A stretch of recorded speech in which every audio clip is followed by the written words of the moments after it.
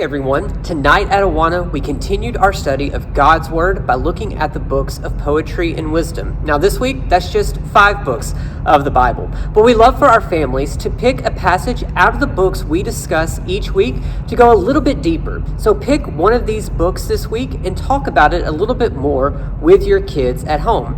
To help you with that, I'm going to give you a quick summary of each of these 5 books. Now, the books of poetry and wisdom in general, they talk a lot about worship and wisdom. And starting with the book of Job, the theme of that book is God's sovereignty, of how God is in control of our lives no matter what we may face. And Job had plenty of hardships in his life, but through it all, he learned to fully depend on God. As you move to the book of Psalms, most of the Psalms were written by David, but all of the psalmists focused on worship of God, again, through good times and bad times, but always praising God no matter what we may be facing in life. And so the theme there is worship.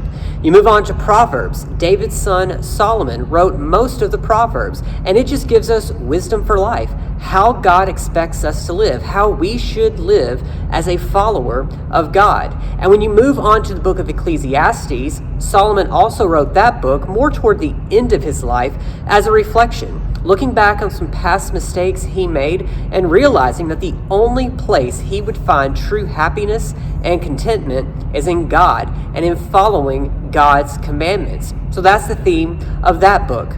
And then finally, there's Song of Solomon. You may not choose this one to discuss at home, but the theme of Song of Solomon is what a godly marriage should look like. What should marriage be between a husband and a wife? And again, it gives us wisdom for marriage. So these books are very practical, books that we should read on a daily basis. It should be a regular part of our Bible study as we learn more about how God expects us to live. So I hope that helps in the discussions that you will have at home. There are also questions in the description of this post to also help you in that discussion. Hope you have a great week.